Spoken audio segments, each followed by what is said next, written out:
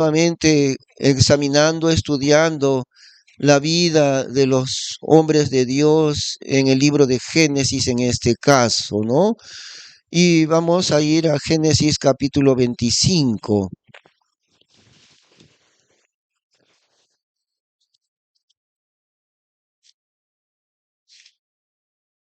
Vamos a pedir a estos niños, o ya no casi niños, pero que tienen de 10 años para arriba. La razón de que ellos están aquí presentes es porque a los 10 años de edad, 10, 11, 12, ya es el momento que ellos puedan saborear la palabra de Dios, la predicación.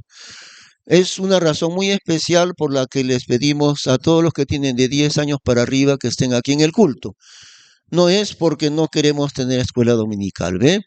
Y a ver, ustedes niños, les vamos a pedir que escuchen con atención, que no estén conversando, ¿ya? Muy bien, ahí estamos. Y recordemos una cosa, el libro de Génesis comienza con la creación entera y luego va apuntando hacia la formación del pueblo de Dios. El propósito de Dios a partir del capítulo 12 de Génesis es la formación de un pueblo suyo, pero Dios se toma mucho tiempo en hacerlo. Eso es algo que a mí personalmente me asombra bastante, el tiempo de Dios. No es como el tiempo del hombre. Nosotros siempre estamos apurados. Nosotros siempre queremos las cosas inmediatas. Hoy día queremos las cosas. Dios no tiene esa perspectiva del tiempo. Él se toma su tiempo debido, ni se apura ni se demora. Dios tiene su tiempo señalado y eso lo podemos ver en el libro de Génesis. En realidad pasan siglos enteros, ¿no? Y Él va formando a través de esos siglos una nación, pero empieza con un hombre. Por eso hemos estudiado la vida de Abraham. Dios empieza a formar un pueblo que será millones de millones de millones de millones. Y Dios le dice a Abraham, tu descendencia será tan innumerable como la arena que está a la orilla del mar, que si alguien puede contar los granos de arena a la orilla del mar, de todo el mar, no solamente de la playa de aquí, de Ancón, de todo el mar del mundo, si alguien puede contar esos granos de arena, entonces tu descendencia sería contada también. Y eso todavía no se ha completado, es un plan grande de Dios que está por venir. Una parte se está completando recién de la descendencia de Abraham. La proyección de Dios para la descendencia de Abraham es eterna en realidad. Está por venir el gran horizonte de la descendencia innumerable de Abraham. Nosotros somos una parte de esa descendencia, del padre de la fe, del padre de todos los creyentes, Abraham. Pero ese pueblo suyo grande, inmenso, innumerable, pueblo de Dios, lo más interesante es esto, que Dios comienza ese pueblo con una sola persona, con Abraham. Y claro, con su esposa también, ¿no? Pero el énfasis de Dios está siempre en él, en Abraham. La responsabilidad es de él, es como en el caso de Adán y Eva, los dos, por supuesto, la primera familia, pero la responsabilidad del pecado, Dios la puso sobre él. Cuando Dios le advirtió a Adán de las consecuencias del pecado, no estaba presente Eva, todavía no estaba creada ella. Y cuando ellos pecaron, Dios no le llamó a Eva, le llamó a Adán, solamente a Adán. Y Dios le dice a Adán, ¿dónde estás tú? ¿Dónde estás, Adán? Por su pecado que se había escondido él. Y así, en el caso de Abraham y Sara también, ¿no? Indudablemente ella es parte de Abraham, porque la Biblia dice los que en el diseño divino, ambos que se han casado dejan de ser dos. Por el diseño de Dios, por el matrimonio, los que eran dos, ahora al casarse pasan a ser uno solo, una sola persona. Y así también en el caso de Abraham, uno solo él con su esposa Sara. Pero entonces, como decíamos, qué asombroso es lo que Dios hace, ¿no? Se toma un tiempo tan largo que para Dios no es largo, para nosotros puede ser. Dios tiene ese tiempo ya señalado y pasan los años y tenemos estos 4 hombres de Dios. De ahí viene la familia de Dios, de ahí viene la nación escogida de Dios, ¿no? Empezando con Abraham, su hijo Isaac, su nieto Jacob. Y Dios no tiene ninguna vergüenza, digamos así, de llamarse Dios de estos 3 hombres, hombres pecadores, pero hombres de Dios. Y Dios siempre se llama Él a sí mismo. Yo soy el Dios de Abraham, de Isaac y de Jacob. Ellos 3, en la vida de ellos está todo lo que necesitamos para nuestra propia vida. Ahí está esa nutrición, ese alimento espiritual que nos hace falta, ahí está en la vida de ellos 3. Y podríamos también agregar incluso la vida de José, el bisnieto, ¿no? Abraham el padre, Isaac su hijo, Jacob su nieto, e incluso podemos llegar hasta la vida de José, el bisnieto. En ellos 4 se concentra la vida del pueblo de Dios. Todo el fundamento, todos los problemas que nosotros enfrentamos ya están enfrentados por ellos, por Abraham, Isaac y Jacob y José. Ya están allí. Todo lo que nos hace falta para vivir está señalado en la vida de estos hombres de Dios. Todos nuestros problemas y fracasos y momentos de gloria, todo está. Y es tan importante por eso entonces estudiar la vida de ellos. Y así como siempre los médicos siempre se han quedado con la boca abierta, los médicos, los biólogos, los científicos, por ejemplo, con el alimento irreemplazable que es la leche materna, ¿no? Han tratado de suplementar la leche materna para los bebitos recién nacidos, 1 mes, 2, 3 meses, 5 meses. No pueden. Existen suplementos de leche, bueno, preparada, ¿no? Lo más posibles similares a la leche materna. Pero los mismos fabricantes y los mismos médicos, ellos dicen, señores, señoras, padres de familia, madre de familia, dele a su hijo solamente leche materna. Nada puede reemplazar. Bueno, si algo pasó, la madre tuvo infección de su seno, la madre no está, falleció, cualquier razón, aquí está el suplemento, pero tenga en cuenta, esto no es igual de buenísimo a la leche materna. Qué sabio es Dios en eso, ¿no? En hacer, aún tiene anticuerpos esa leche materna y el bebé es librado de infecciones por la leche materna que tiene anticuerpos contra los microbios, muchas cosas maravillosas que no se pueden reemplazar. La Biblia es esa leche materna para nosotros. Nada puede reemplazar a que usted tome su Biblia y lea enterito el libro de Génesis, porque es el fundamento de nuestra vida. Por algo es el primer libro de la Biblia. Ahí está el fundamento, la explicación y el origen de todo lo que sucede hoy día en este mundo. Ahí está explicado en este libro. Léalo, deleítese en leerlo, porque la palabra clave en cuanto a la Biblia es deleitarse en ella. La palabra clave que Dios usa para su palabra no es estudiarla. Bueno, escudriñarla se usa algunas veces, pero la palabra más usada por Dios en cuanto a la Biblia es deleitarse en la Biblia, deleitarse. ¿Por qué? Porque es una comida deliciosa. Por eso Dios dice, deleítate en mi palabra. Usted necesita aprender a deleitarse con el sabor de la Biblia. Y así como la leche materna es irreemplazable, nada la puede reemplazar. Igual, de la misma manera es en cuanto a la palabra de Dios. No puede ser reemplazada por nada. Nada puede reemplazar, ni siquiera la enseñanza de los predicadores.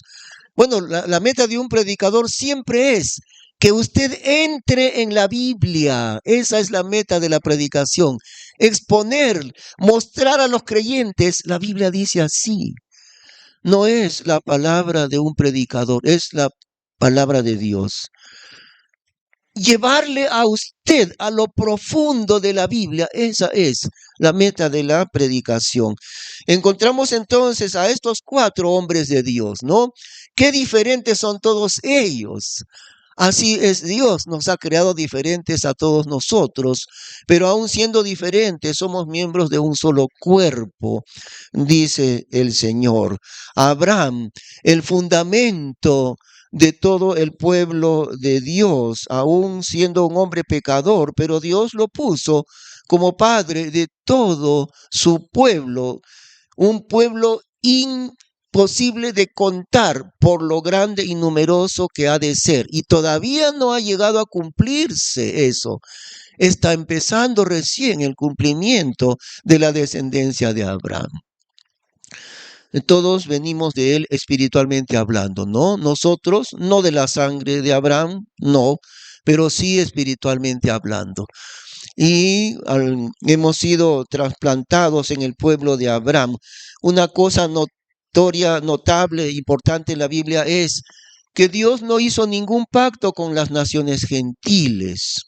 Dios hizo un pacto solamente con Abraham y Dios reafirma ese pacto con su hijo Isaac, con su nieto Jacob y el pacto con David más adelante. Pero todos los pactos que Dios ha hecho no son ninguno de esos pactos con las naciones gentiles que somos nosotros. Todos los pactos de Dios son entre Dios y su pueblo Israel. Ahora, claro, la pregunta que surge inmediatamente, y entonces, ¿cómo recibimos la salvación, las bendiciones del pacto de la gracia de Cristo, si Dios nunca hizo pactos con los gentiles? Nosotros somos gentiles. Y la respuesta es esta. Nosotros hemos sido injertados en el olivo de Dios. El olivo de Dios es Israel, Abraham y su descendencia de sangre. Ellos son el olivo de Dios. Y nosotros hemos sido injertados, hemos sido tomados de ser silvestres, de ser olivos chuscos, por decir así, y así es en realidad, y nos ha trasplantado Dios al olivo verdadero.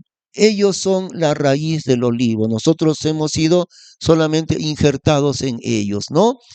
Es como un padre y una madre que quieren tener un hijito adoptivo, entonces toman a alguien que no es su hijo verdadero de sangre, pero lo toman, mucho mejor si es recién nacido, y lo llevan a su hogar y le dan su nombre y su apellido y le dan todos los derechos legales de un hijo.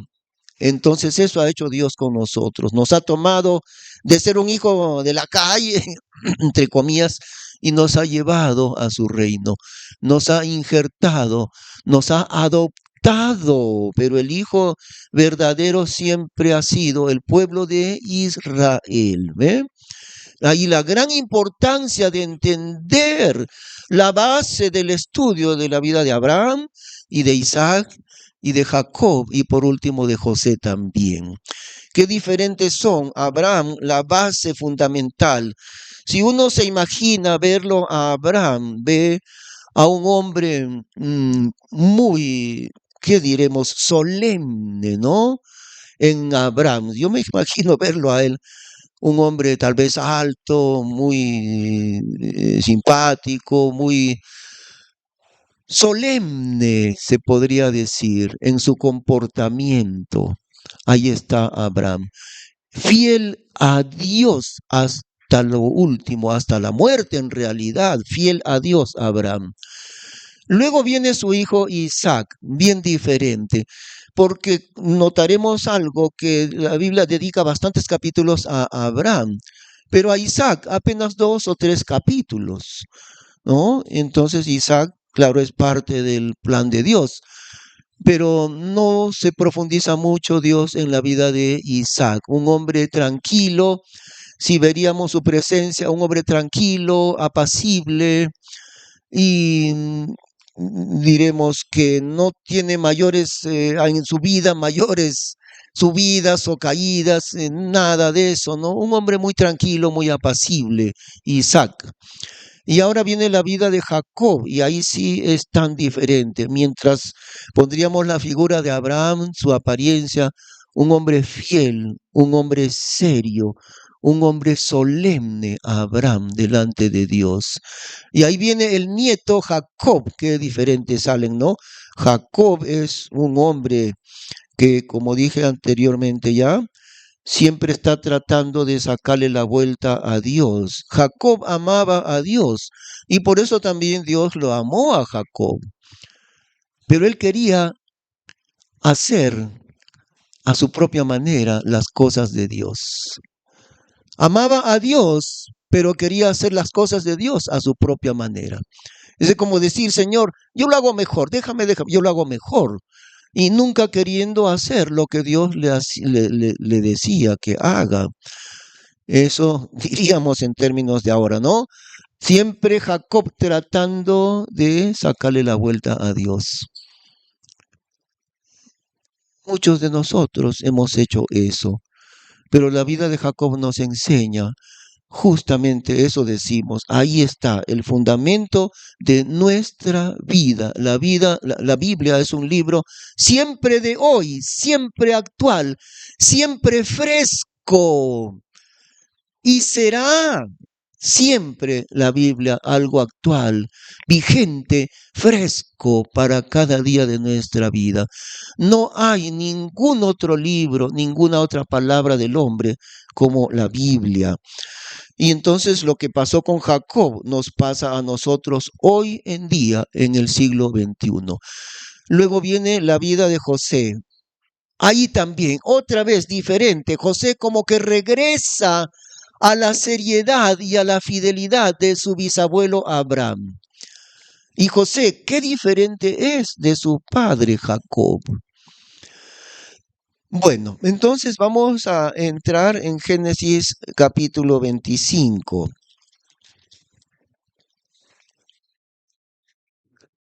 No veremos todos los detalles aquí, sería demasiado largo, pero vamos a leer a partir del verso 19, porque ya vimos la muerte de Abraham, ¿no? Entonces, Génesis 25, versículo 19. Y estas fueron las generaciones de Isaac, hijo de Abraham. Abraham engendró a Isaac, y era Isaac de 40 años cuando tomó a Rebeca, hija de Batuel arameo, de Padán Aram, hermana de Labán arameo, por su mujer. Y oró Isaac a Jehová por su mujer que era estéril. Y aceptólo Jehová y concibió Rebeca su mujer. Y como dijimos el domingo anterior, saltemos un poquito al final del versículo 26. Al final del 26 dice, y era Isaac de edad de 60 años cuando Rebeca los parió. Es decir, 20 años estuvo Isaac orando junto con Rebeca para que ella tuviera un hijo porque era estéril. Bueno, aquí parece que Dios le contestó ahí mismo, pero no es así. Y ahí lo señala, ¿no? De 40 años se casó con ella, pero recién su hijito nació cuando Isaac tenía 60. Eso quiere decir 20 años esperando, sufriendo, clamando, orando a Dios por un hijo. Muy bien. Ahora estamos en el verso 22. Y los hijos se combatían dentro de ella, en su vientre, ¿no? Y dijo, si así había de ser, ¿para qué vivo yo? Y fue a consultar a Jehová. Eran gemelos y Rebeca sufría por esa razón de que los hijos estaban ya desde antes de nacer, estaban peleándose los dos gemelos allí, ¿no? A ver, vamos a pedir otra vez. A ver, ustedes que están en la segunda banca, ustedes niños, no empiecen a reírse, no empiecen a conversar. ¿Entendemos? ¿Sí? Ustedes tienen ya de 10 años para arriba. No son como de 3 o 4 añitos que es difícil controlarles, ¿ok? ¿Está bien? sin reírse y poniendo atención. ¿Ya? Mm, Rebeca sufre porque sus bebés están, antes de nacer, ya están peleando. Y entonces fue a consultar a Jehová, dice verso 22. Verso 23. Y respondióle Jehová, dos naciones hay en tu vientre y dos pueblos serán divididos de tus entrañas. Mas el un pueblo será más fuerte que el otro pueblo, y el mayor servirá al menor. Y como se cumplieron sus días para parir, he aquí mellizos en su vientre. Consultaron ellos, consultó Rebeca a Dios, y Dios le respondió lo que iba a suceder. Dios responde a cualquiera que le busca, Dios responde a cualquiera que le consulta. Dios quiere responder a cualquier persona de este mundo que le busca. No hallamos ocasiones en la Biblia cuando alguien busca obedecer a Dios y Dios lo rechaza. Encontramos un caso de alguien que quiso consultar a Jehová y Dios no le contesta. Es el rey Saúl. Podríamos decir es el único caso que yo encuentro. Saúl era tremendamente desobediente y entonces dentro de su terrible desobediencia él quiso consultar a Dios. Pero ya había incurrido en varias desobediencias y él fue a consultar a Dios y Dios no le contestó. Dios estuvo boca cerrada delante de este desobediente Saúl. Si él hubiera ido en arrepentimiento, Dios le hubiera contestado. Dios no contestó nada a Saúl. Y terriblemente todavía, cuando Dios no le contesta, este rey Saúl se fue a buscar a una bruja. Mire, eso es como decir, no me contesta Dios, entonces me contestará el diablo. Ahí nomás se ve su desobediencia. Y fue por eso que Dios no le quiso contestar. Pero en el caso de Rebeca, Dios le contesta. Tú quieres venir a Dios buscándole de todo tu corazón.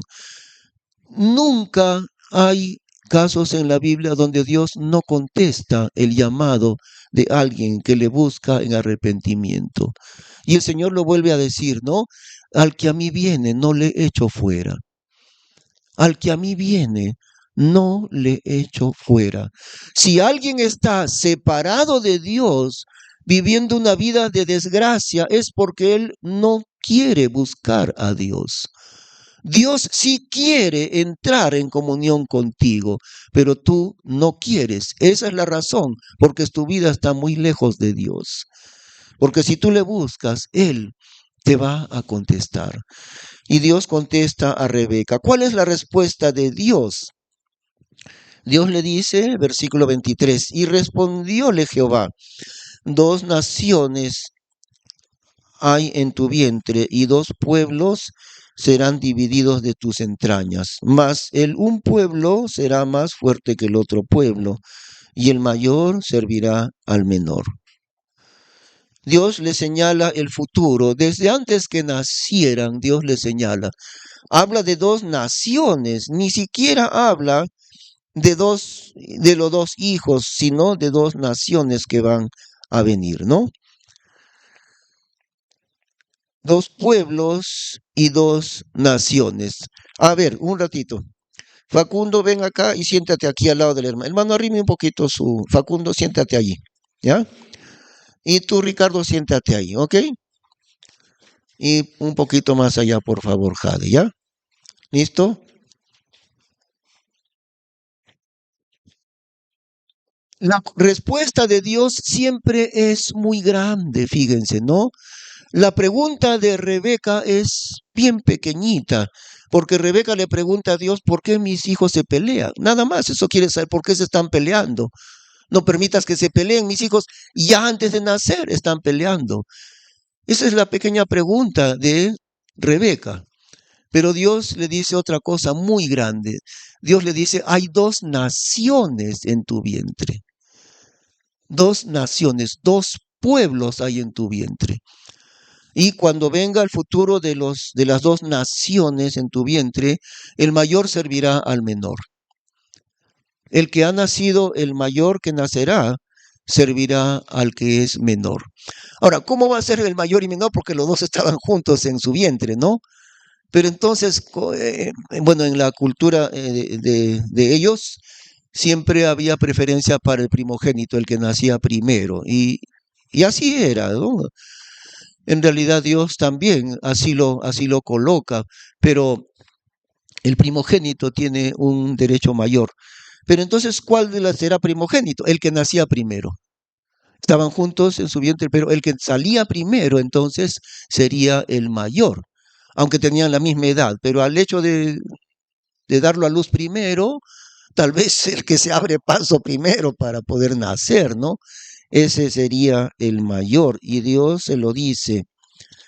En cuanto a los dos pueblos, de antemano Dios conoce el futuro, y el futuro es este. Dios le explica a Rebeca, el hijo mayor será siervo del hijo menor. De tus dos hijos, el que sea el menor, él va a prevalecer. Al revés de lo normal, porque lo normal era que el primogénito recibiese un mayor derecho, pero en este caso le dice Dios, será al revés. El hijo menor prevalecerá sobre el hijo mayor. Muy bien, seguimos en el 24, ¿no? Y como se cumplieron sus días para parir, he aquí mellizos en su vientre. Y salió el primero bermejo y todo el velludo como una ropa, y llamaron su nombre Esaú. Y después salió su hermano, trabada su mano al calcañar de Esaú, y fue llamado su nombre Jacob. Y era Isaac de edad de 60 años cuando Rebeca los parió. El mayor es Esaú, muy velludo, ¿no? Muy velludo, llenecito de vellos.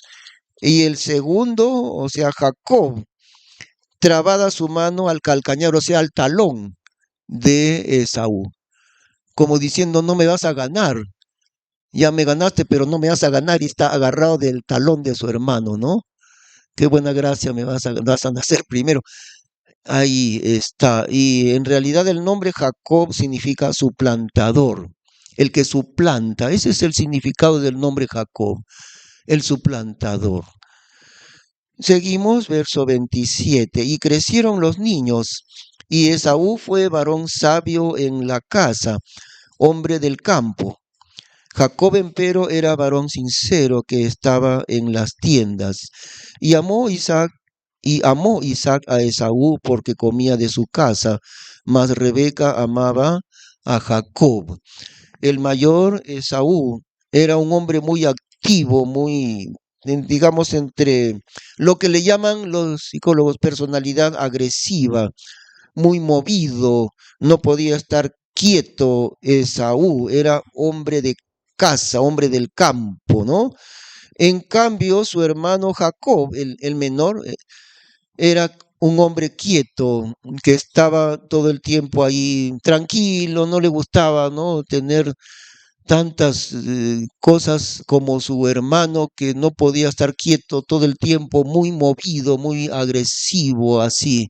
Jacob tenía una personalidad diferente, un hombre quieto, que le gustaba estar tranquilo en su casa. Y amó Isaac a Esaú porque comía de su casa, mas Rebeca amaba a Jacob. Y eso no es bueno de ninguna manera. Recuerdo cuando éramos niños, bueno, hemos sido 6 hermanos, ¿no? Menos uno, el mayor que falleció. Así de chiquillos preguntábamos a papá y a mamá, entre nosotros íbamos y le decíamos, ¿a cuál de nosotros tú le quieres más?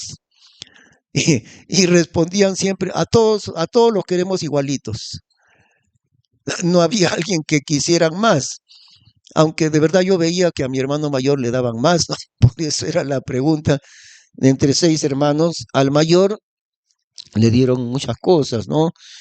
Le regalaron cuando cumplió 10 años un reloj, y en ese tiempo un reloj era lujosísimo.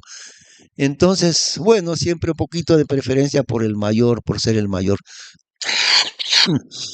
Esto no es bueno porque Isaac amaba, oh, perdón, lo prefería, lo amaba a su hijo Isaac.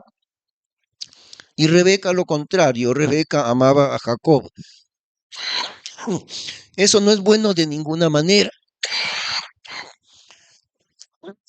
No, disculpen, hermanos. Eso no es bueno de ninguna manera. Y aquí no nos dice no nos está diciendo que eso era bueno, ¿no? La Biblia registra las cosas buenas y también los errores. Hermano, un favorcito. No, agua no, porque no me hace nada el agua, disculpen, ¿no? Eso es cosa de mi bronquio, no se preocupen, por favor, ¿ya? Y si tomo agua, peor, a veces peor me hace toser, no hay problema. No es buena esa preferencia de los hijos. ¿Recuerdan ustedes que luego en el Nuevo Testamento el Señor dice, porque Dios no hace acepción de personas? Dios no hace acepción de personas. Él considera a todos iguales. Dios ama tanto al hombre más pobre como al hombre más rico, no haciendo ninguna preferencia entre ellos, ni prefiriendo al rico, ni menospreciando al pobre. Dios no hace diferencia en su amor hacia las personas. Pero Isaac sí hizo diferencia y amó al mayor más que al menor. Y Rebeca también hizo la diferencia. Y no estaba de ninguna manera bien eso. Lo que pasa es que la Biblia registra aún los pecados de las personas, ¿no? No significa, ya ves, entonces como Isaac lo amó a uno de sus hijos y Rebeca al otro hijo, en mi familia debe ser igual. De ninguna manera, esto es un error. Está registrando incluso los errores y los pecados, ¿no? Eso tiene consecuencias malas, siempre preferir a uno de los hijos. Así fue el error de ellos. Seguimos leyendo, versículo 29.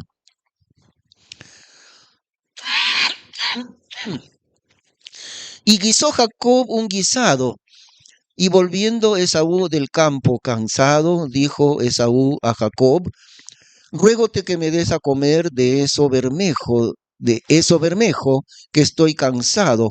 Por tanto fue llamado su nombre Edom. Un guiso rojo, porque bermejo es rojo, es lo mismo. Y Edom también, en el idioma de ellos, Edom era rojo. ¿Ve? Por eso, aunque su nombre era Esaú, más adelante también le llamaron Edom, que quiere decir rojo. Por esto, del guiso rojo de las lentejas, por esa razón. Había ido a cazar Esaú y volvió muy cansado. Y su hermano Jacob había preparado, como le gustaba estar en casa nomás, sabía cocinar muy bien, ¿no? Seguro, un guiso de lentejas y le pide que se lo dé, que le invite. Y Jacob respondió, véndeme hoy en este día tu primogenitura. Véndeme tu primogenitura. Ahí está. No bien empieza la juventud de la vida de Jacob, encontramos la primera trampita que él quiere hacer con su hermano, ¿no? Y su hermano cae en la trampa también. Ahora, el nombre de Jacob es suplantador, es decir, el que suplantó. La primogenitura le correspondía a su hermano mayor Esaú. Y él al final llegó a suplantar a su hermano mayor. Pero notemos una cosa muy importante, hermanos. Antes que ellos nacieran, Dios ya lo había señalado así. El hijo mayor servirá al menor, será al revés. La primogenitura es del mayor siempre, pero en este caso dice Dios, será al revés. El hijo menor llevará el dominio sobre el hijo mayor. Dios ya lo había señalado, Dios ya lo había conocido anticipadamente. Y aquí hay una cosa, que Jacob, no solamente Jacob, sino su madre Rebeca, hacen 1000 artimañas para obtener, suplantando al hermano mayor para obtener la primogenitura. Hacen varias trampas para apropiarse de la primogenitura del hijo mayor. Como Rebeca amaba más a su hijo Jacob, entonces ella quiso que la primogenitura fuese, es como decir, la herencia mayor, ¿no? La herencia más importante. El otro hijo también tendría herencia, pero siempre la parte más importante, la mayor parte de la herencia iba sobre el mayor. Entonces, como Rebeca amaba a Jacob, ella quiso que Jacob se apropiara de la primogenitura de su hermano Esaú. Pero acá hay una cosa, Dios ya lo había señalado así. No tenían que hacer trampa. No era necesario que hicieran trampa, porque Dios ya lo había dicho. Rebeca consultó a Dios, ¿por qué se pelean mis bebés? Y Dios le contestó que no se preocupe, que más adelante el hijo menor va a ser el que va a llevar la primogenitura. Dios mismo así lo estableció. No tenían por qué querer apropiarse de la primogenitura del mayor. ¿Por qué? Ellos tenían que esperar en la voluntad de Dios simplemente. La palabra de Dios se iba a cumplir. Es como en la vida de Abraham, ¿no es cierto? 2 veces, ni siquiera una sola vez. Abraham va hacia un país extranjero, en Egipto, y aún no tenía su hijo Isaac, no había nacido todavía.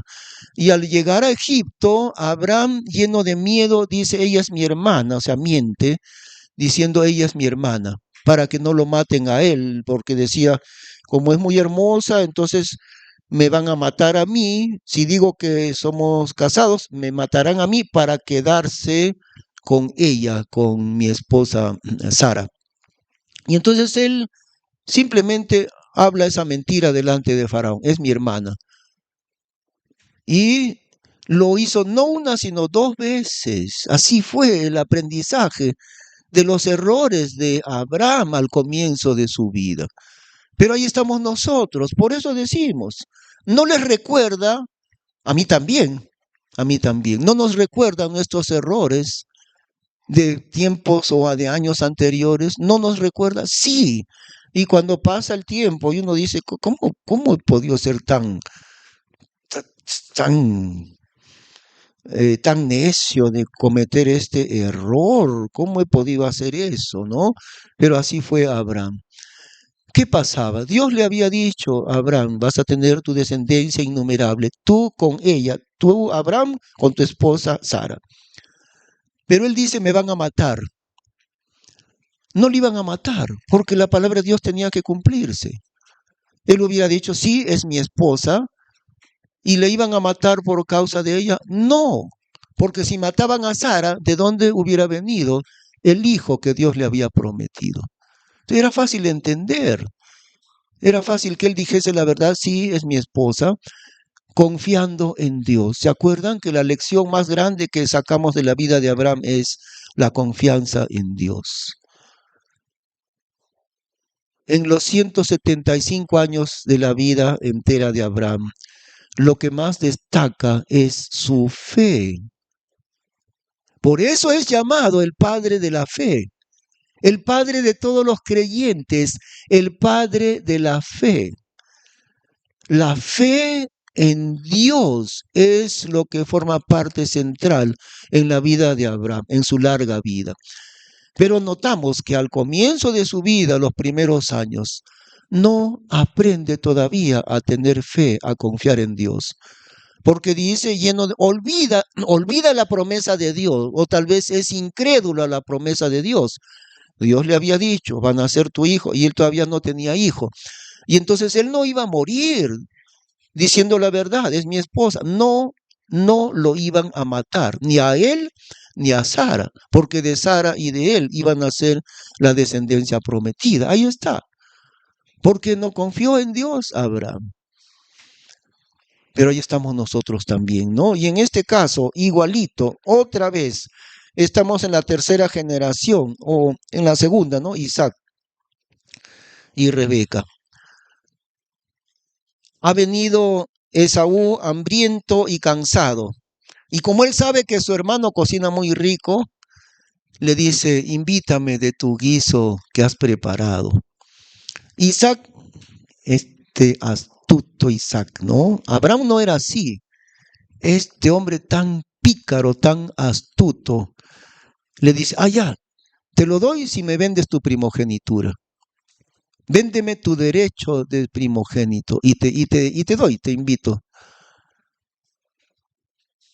Y el necio de su hermano mayor cae en esa trampita.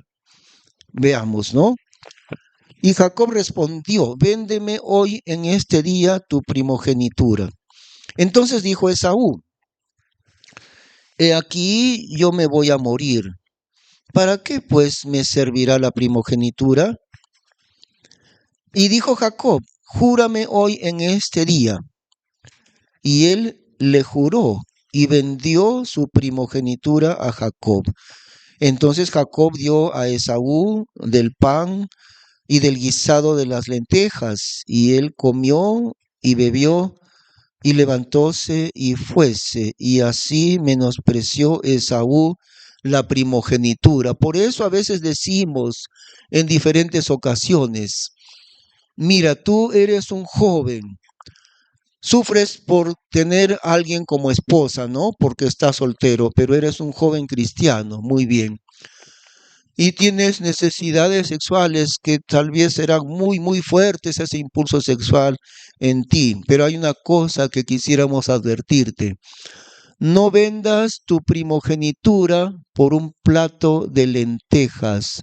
No te lances al camino de la fornicación para destruir el resto de tu vida por un plato de lentejas.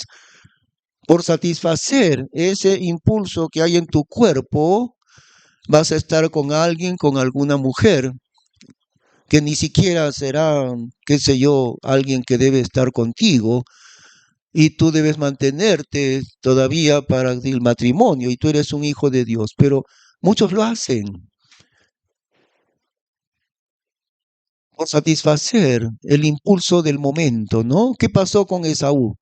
Loco de hambre, cansado, no le importó un comino su derecho de primogenitura. ¡Qué increíble! ¡Qué increíble! Eso es como vender la casa familiar a $100, así, algo así, ¿no? Bueno, $100 menos todavía, ¿no? Una casa que vale $100,000, digamos, una casa que fue herencia de mis padres y cuesta como $100,000, viene alguien y me la ofrece por $30 o así, te la compro por $30, por $50, ya te la vendo por $50. Ahora, en ese tiempo pues no había escritura pública, ¿no? Era la palabra, valía más la palabra delante de los testigos. Y Jacob le está diciendo, véndeme, ya te doy, pero cuando yo te lo dé, me vas a vender tu primogenitura, cuando te dé este almuerzo. Y Esaú, ¿qué se responde? He aquí yo me voy a morir. El otro 32. Entonces dijo Esaú, he aquí yo me voy a morir. ¿Para qué pues me servirá la primogenitura? Menospreciando la bendición de Dios en los años del futuro, en la vida de él, no solo después de su muerte, en su vida presente, en la vida de Esaú. Porque la bendición de Dios iba de ser de uno de ellos, no podía ser de los dos, o bien de Esaú o bien de Jacob. Imagínense, siglos, miles de años, y en realidad hacia la eternidad se proyecta la bendición de Dios. Y la bendición de Dios ha de recaer sobre uno de ellos, o bien Esaú o bien Jacob. Ahora, en realidad no tenía por qué haber ninguna dificultad, porque siempre le correspondía al mayor, ¿no es cierto? ¿Quién era el mayor? Esaú. De él, de Esaú, era el derecho de la bendición de Dios. Bendición de Dios. A él le correspondía a Esaú. Y ahora él dice, yo me voy a morir, ¿para qué me va a servir la bendición de Dios? ¿Para qué me va a servir? Ya te la vendo. Y Jacob, tan astuto, si hubiera sido el día de hoy, entonces Jacob le hubiera dicho a Esaú, vamos al notario, con escritura me lo vas a vender. Le vendo a mi hermano mi primogenitura, mi herencia, le vendo la bendición divina sobre mí y sobre mis hijos, se la vendo al precio de un almuerzo. Y firman los dos delante del notario, si fuera el día de hoy. Pero como en ese tiempo era diferente, era por juramento. ¿Qué le dice Jacob? 33. Y dijo Jacob, júrame hoy en este día, júrame.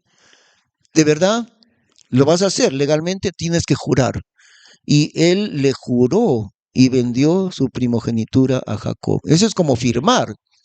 Como el día de hoy hacemos una firma delante de un testigo, del juez de paz. La firma es hoy en día, ¿no? En ese tiempo era el juramento. Ya, me lo vendes, pero con juramento. Me lo vendes legalmente tu primogenitura. Y el precio será un plato de lentejas, un almuerzo de lentejas. Y así fue. Por eso decimos, joven, señorita, no vendas tu primogenitura por un plato de lentejas. No destruyas el futuro de tu vida por un momento de placer. Pero se repite tantas veces, no solamente en esos casos, ¿no? En otros casos también, por un pequeño momento de placer, de pecado, por satisfacer un apetito tan banal. ¿A qué precio? Una bendición eterna en realidad. Eterna era la bendición que le correspondía a Esaú. Y él la menosprecia. Y el otro hermano, ahora hay una cosa, entre todas las astucias y las artimañas de Jacob, hay una cosa que se puede rescatar. Él sabía el valor de esa bendición y él hizo lo imposible por conseguir la bendición de Dios realmente. Mientras Esaú menospreció, basureando la bendición de Dios. Mientras tanto, su hermano Jacob, a pesar de ser un mentiroso, un tramposo, a pesar de eso, él apreciaba la bendición de Dios. Vamos a ir al libro de Hebreos capítulo 12 por un momentito. Hebreos capítulo 12.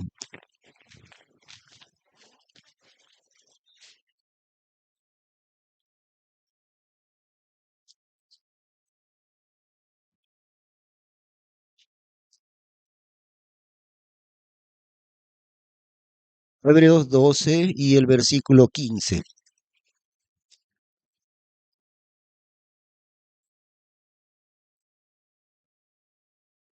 Allí. Muy bien. Hebreos 12, 15.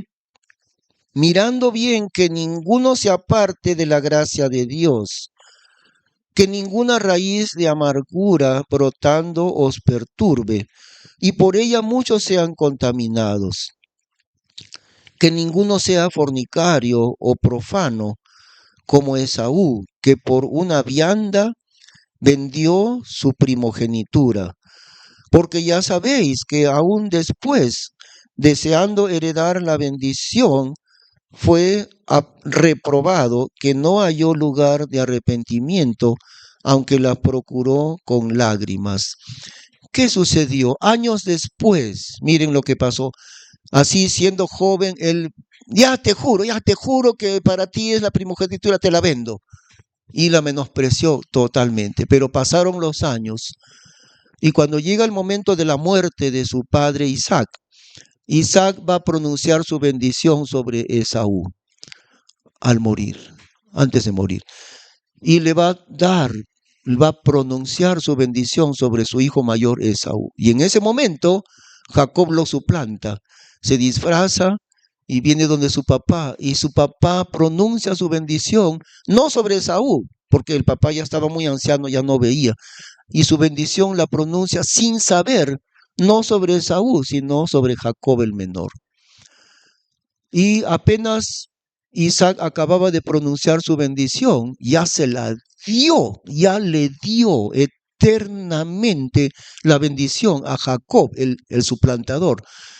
Apenas termina eso, llega del campo Esaú. Y Esaú le dice a Isaac, Padre, he venido para que me bendigas. Y Isaac le dice, ¿quién eres tú?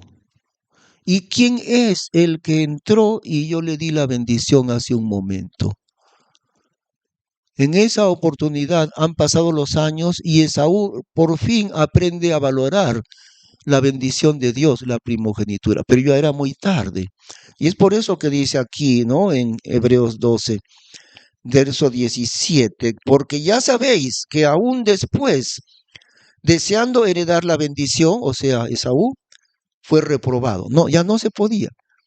Fue reprobado, que no halló lugar de arrepentimiento, aunque la procuró con lágrimas, demasiado tarde para obtener la bendición que él un día la menospreció.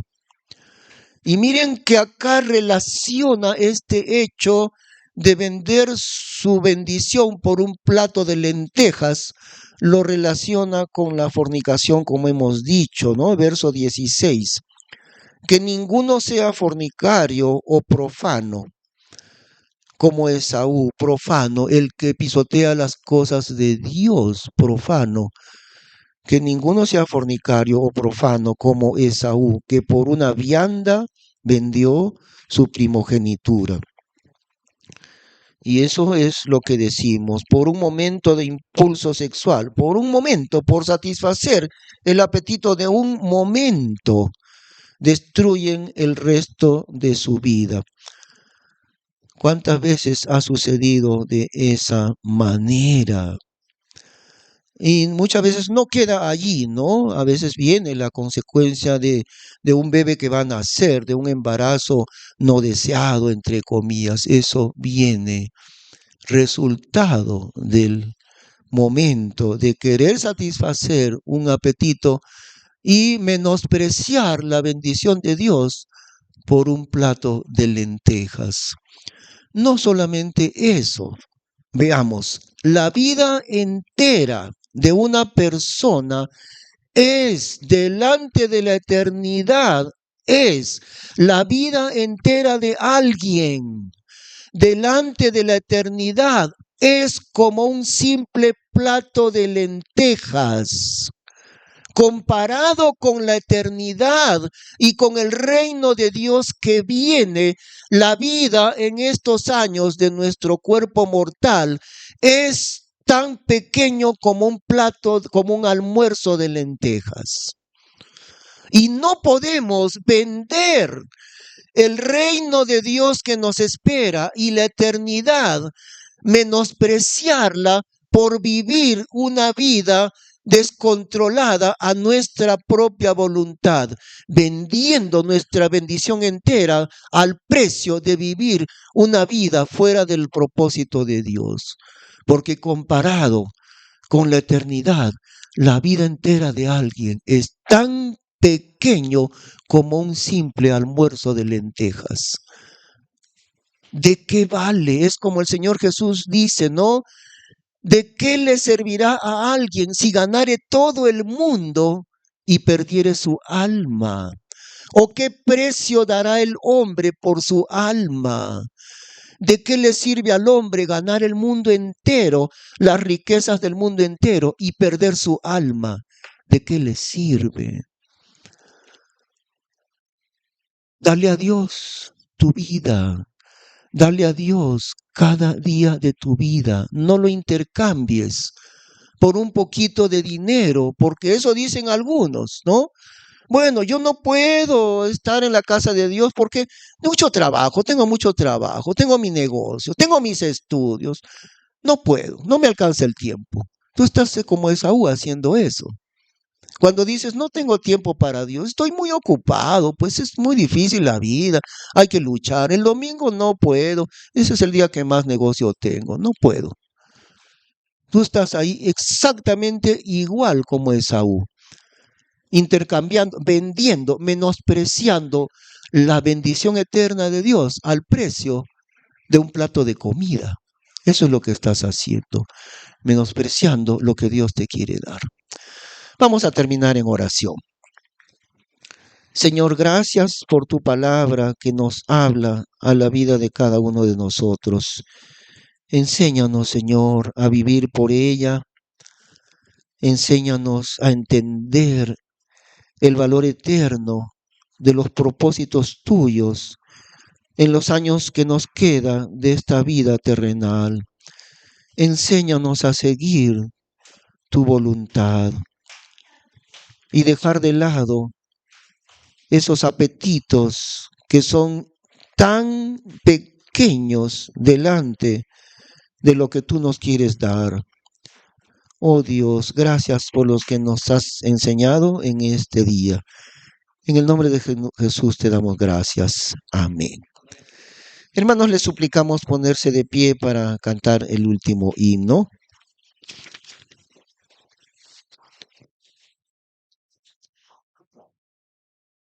Después después del último himno, estaremos inmediatamente en esas ofrendas. Eso al final, después del bautismo, sí. Sí.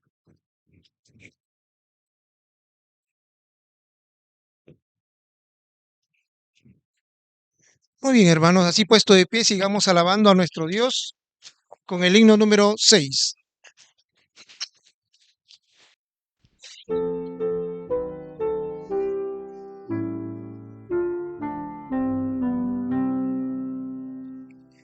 Haz arder mi alma en tu ley, Señor, y tu voz divina pueda yo escuchar.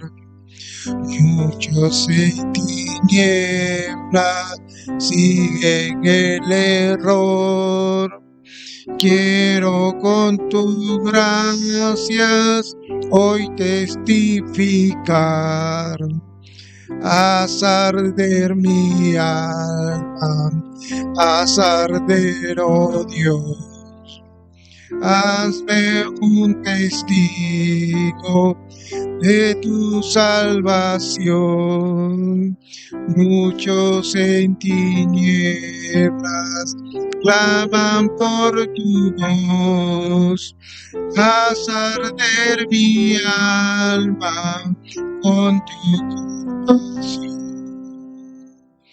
Haz arder mi alma por el pecado. Tu pasión yo sienta para trabajar. Llena hoy mi vida con tu santo amor y seré obediente a tu voluntad. Haz arder mi alma, haz arder, oh Dios. Hazme un testigo de tu salvación. Muchos en tinieblas claman por tu voz. Haz arder mi alma con tu compasión. Haz arder mi alma con tu deseo, pues errante andaba en mi necedad. Nada es imposible más que tu Señor.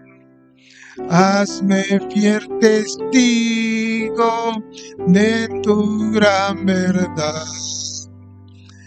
Hazme arder mi alma, hazme arder, oh Dios. Hazme un testigo de tu salvación. Muchos en tinieblas calman por tu voz. Haz arder mi alma por tu compasión. Muy bien, tome sus asientos.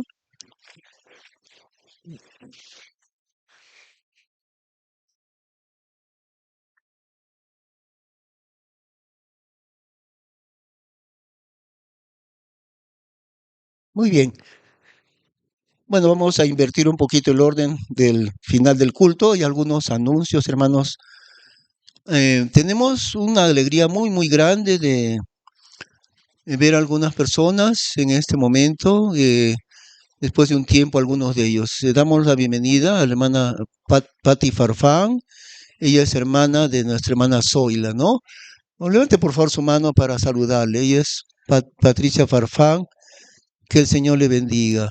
Sí, ella se bautizó aquí también hace un tiempo. Ella asistía con el pastor Cáceres en la zona de Huaycán. Bueno, ahora está con nosotros y nos alegra muchísimo poder verle, ¿no? También está la mamá de Fernando Chinte. Entonces, algunos donde conocen, hermana, pues levanta tu mano para que Fernando Chinte es uno de los que se va a bautizar y ella es su mamá. Ella también es creyente, aunque va a otra iglesia ahora, algún tiempo atrás, años atrás, estaba también aquí, ¿no? Y está la hermana de nuestro hermano Diego, su nombre es Consuelo. ¿Puede levantar su mano, por favor? Muy bienvenida en este día, Consuelo, que el Señor le bendiga. Ella es hermana de Diego Espinola. Por otro lado, también tenemos a dos hermanos muy amados de nosotros, muy recordados, y se trata del hermano Juan Hilario y de su esposa Aida Ruiz. ¿Pueden levantar la mano, por favor? Ahí están. Muy bien, bueno, yo les veo más o menos de hace como 15 años. La última ocasión que les vimos fue cuando falleció la mamá de Juan, nuestra recordada hermana Dina Hilario, en la ciudad de Atlantic City, en Estados Unidos, y estábamos allá en ese año, no recuerdo el año exacto, creo que ha sido por el 2008, ¿no? Hace más o menos como 15 años, por ahí. Estuvimos ahí presentes cuando falleció la hermana Dina, que era como la madre espiritual de mi esposa, de Fernandina. A propósito, Fernandina está de viaje, ¿ah? No va a demorar mucho en volver, pero está de viaje en este momento mi esposa. Y decimos que tenemos una alegría muy grande de verles a Juan y a Ida. Los padres de ellos dos fueron los primeros miembros de esta iglesia. La mamá de Juan era la hermana Digna, que fue una de las primeras creyentes desde el año 65. Miren, han pasado ya 58 años desde aquel tiempo. La hermana Dina, una hermana muy respetable, una de las líderes entre las damas de aquí de la iglesia. Guardamos muchos recuerdos de la hermana Dina y entonces Juan es hijo de ella. Y a nuestra hermana Aida Ruiz, los padres de Aida también fueron los primeros miembros de esta iglesia. ¿Ve? El hermano Mateo Ruiz también, muchos recuerdos guardamos del hermano Mateo, de la hermana Lucila, la mamá de Aida. Y miren cómo se transmite, ¿no? De una generación a otra, pues